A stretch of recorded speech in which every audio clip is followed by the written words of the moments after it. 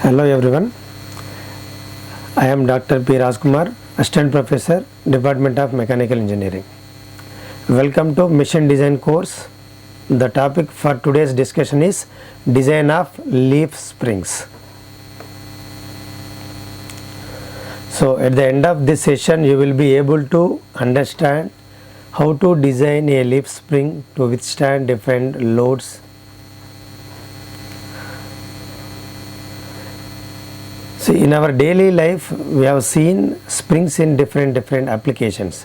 Like you might have observed springs in your bikes, in watches, in toys, in weighing balances. So you might have seen springs in different areas, in railway bogies. So what do you mean by spring? What is the basic definition of the springs? So spring is nothing but it is a mechanical device which is used to store the energy. So coming to the classification of the springs, there are like helical springs, torsional springs, disc springs, then leaf springs. Based on the application and the functional requirements, we have to select the required springs out of these four variations. Now part of today's session we will be going to discuss about the leaf springs. So these kind of leaf springs you might have observed in the heavy vehicles. So what do you mean by leaf springs? Why we require these things and how to design the leaf springs to sustain static loadings and fatigue loadings we will be seeing in this session. So now coming to the definition of the leaf spring. See, the multi-leaf spring, it consists of series of plates. You can see it here in this image. This is entire thing is a leaf spring, and here you can observe. See, these are different plates, series of plates, and each plate will be of elliptical cross section. So the leaf spring is nothing but it is a series of flat plates. Usually they will be in the semi-elliptical shape. So these flat plates we will call as a leaves. Since it is a collection of those leaves, we will call this spring as a leaf spring. So these springs, these leaf springs will be having the gradual lengths. That means the top end one will be having the maximum length and the bottom one will be a lesser length than the top one. The top length we will call the master leaf, and it will be bent in this shape in the form of I, so that here we will be attaching two bolts, and using those bolts entire leaf spring will be attached to your automobile body. So the remaining leaf spring, the remaining part of the plates will be joined using two bolts and as well as the center clip. Using these two bolts as well as the center clip, all these leaves will be connected. And here you can see the rebound clips. There are two rebound clips. These rebound clips are used to ensure the proper alignment of the leaves, and they will be used to avoid misalignment, transverse movement. They will avoid the transverse movement and ensure the proper alignment of the leaf springs. And here you can see the top one will call master leaf, and the bottom leaves will call graduated length leaves. In addition to these two, in addition to these master leaf as well as the graduated length leaves, there is another types of leaves that are called extra full length leaves. These two, you can see it here, these two length leaves will call extra full length leaves.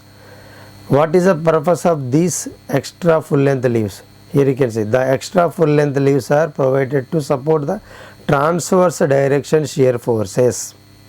Though the master leaf as well as the graduated length leaves will support the transverse shear force in order to account for the unexpected load, and in order to support transverse shear forces, these extra full length leaves are used in the design of in the construction of the leaf springs.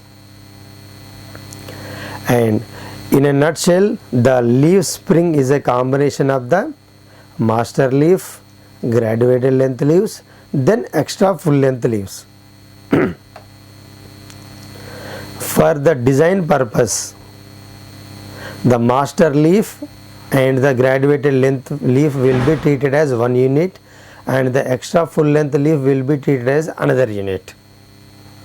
So you can see here NF, the number of extra full length leaves. Here in this diagram we have only 2 extra full length leaves. So here NF will be 2. Similarly the NG, G stands for graduated length leaves. So number of graduated length leaves. Here you can count how many number of graduated length leaves are there. That indicates, N indicates the total number of leaves. That indicates NF plus NG. Together gives you the value of the N value. B is the width of each leaf. Separately the width of each leaf is the B. Thickness, T is the thickness of each individual leaves. So these are the different nomenclature we will be considering in the design of the leaf spring. So as discussed, for the design purpose, we are treating the master leaf and the graduated length leaves as one unit, and the full length leaves as the another unit. So now coming to the first one, that is master leaf and the graduated length leaves. Here what we have done, all the leaves are individually separated, and the master leaf is kept at the center. Remaining graduated length leaves are cut into exactly longitudinal direction, exactly half, such that the width will be B by 2 here, B by 2 here, B by 2 here, B by 2 here, and then they are attached to the on the both the sides of the master leaf. So after arranging graduated length leaves on the both the sides of the master leaf, it will look like the triangular plate. So the arrangement will be like a fixed plate of triangular cross section subjected to the loading point loads. So for this configuration, the stresses developed inside this configuration can be the bending stresses developed inside these leaves can be given by sigma B is equal to M by Z. The bending stress value is given by sigma B is equal to M by Z. So here Y is nothing but the thickness by 2, that means the longitudinal direction to the top layer distance, thickness by 2, and I is the moment of inertia. By substituting all the values you will get the sigma B, bending stress in the graduated length leaves, and delta G is nothing but the deflection in the graduated length leaves. So this value is given by WL by 2EI. So by substituting all the values you will get the deflection in the graduated length leaves. So for the design purpose, what we have done, the master leaf along with the graduated length leaves we have treated as a single unit, and after arranging them in this fashion it will appear like the triangular plate. So for the triangular cross section, the stresses generated sigma B is equal to M by Z, and the deflection is equal to WQ by 2EI. So by substituting these two we will get these values. Similarly for the extra full length leaves, it is assumed that the rectangular cross section with the B width and T thickness.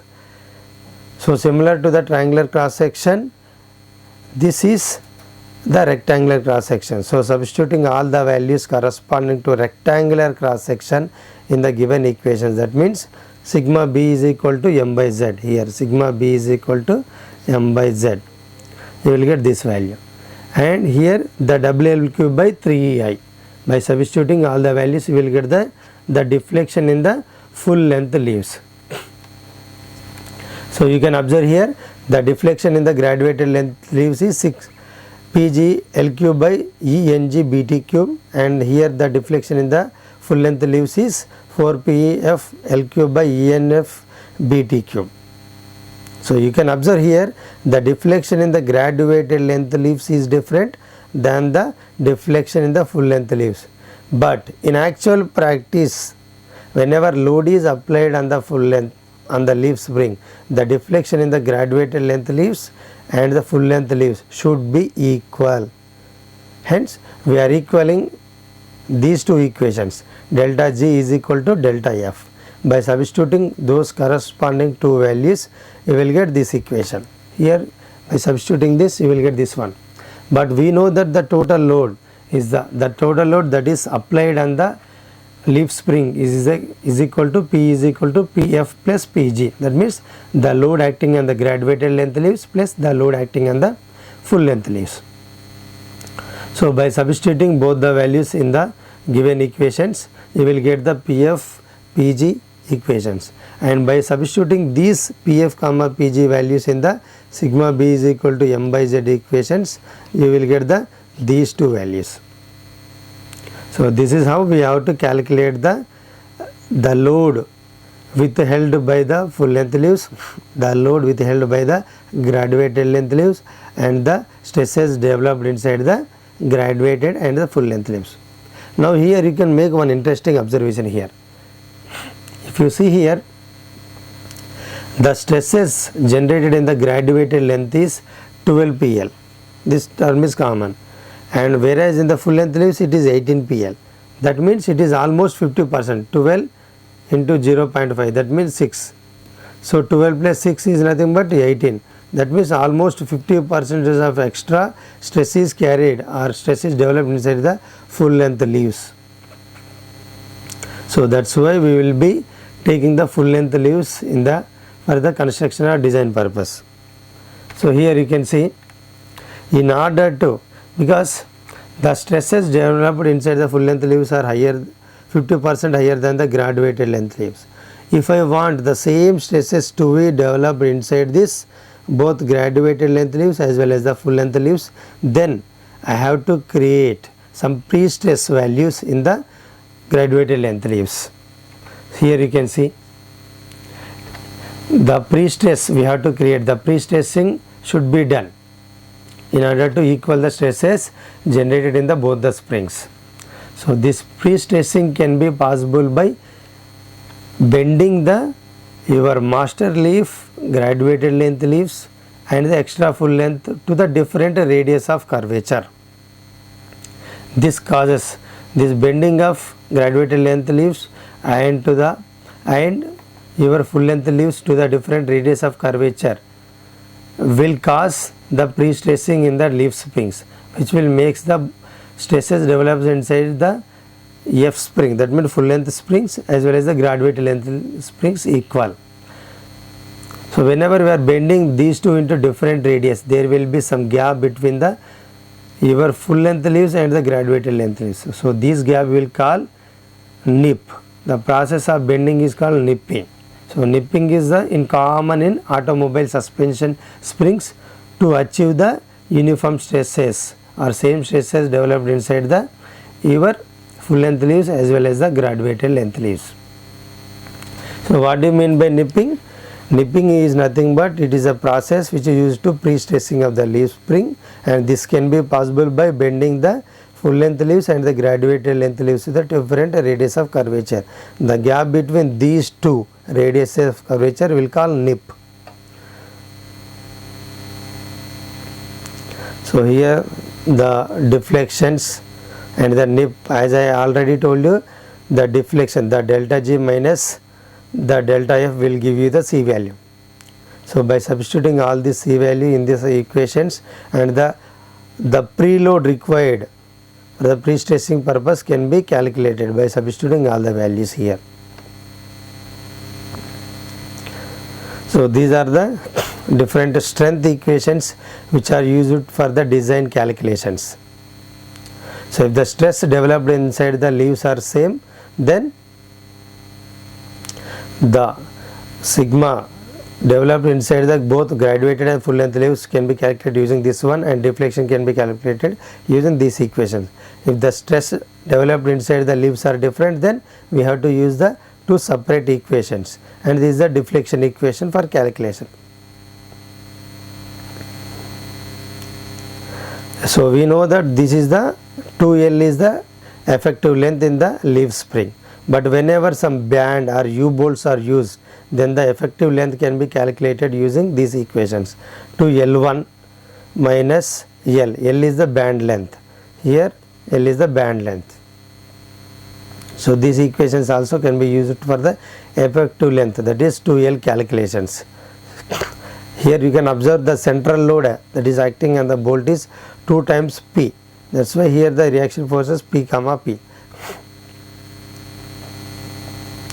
So here one small problem is given, like a truck spring has 12 number of leaves, 2 of which are full length leaves.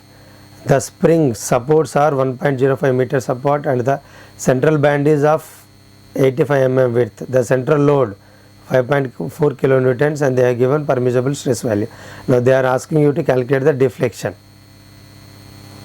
What is the hint they have given? Total number of springs they have given, full length leaves also they have given. So since we know N is equal to Nf plus Ng, we can calculate the Ng value. Here they have given the band length and the supporting springs also. So 2L1 is given, L is given. So we know that 2L is equal to 2L1 minus L. So by substituting these values also we can calculate 2L value. Here they mentioned the ratio of the total depth, that is N into T, to the width of the spring. N into T by B is equal to 3 they have given. So by substituting all the values we will get the relation between your B and T values. Since they are asking us to calculate the deflection of the spring, simply by substitute the sigma F value for the full length leaves, you can substitute, you will get the B value. These equations we have discussed previously. So by substituting all the values in this value, you will get the B value, and by substituting that B value in the given equation, you will get the deflection. So these sigma value and deflection, these are the equations when the leaf springs, full length leaf springs and the graduated length leaves are subjected to different stresses, or the stresses generated in the loops in the leaves is different, then we will be using these two equations. So this is how we have to solve the problems for the design of the leaf springs. So what we have done, this is another problem. So what we have done till in this session, what we have learned, like what do you mean by leaf springs, what are the different terminology involved in the leaf springs, what do you mean by nipping, what are the strength equations, what are the deflection equations, what are the stress developed inside the full length springs and graduated length leaves, and how to design a leaf springs for a static loading conditions you have learned. These are the reference and textbooks for your further readings. Thank you.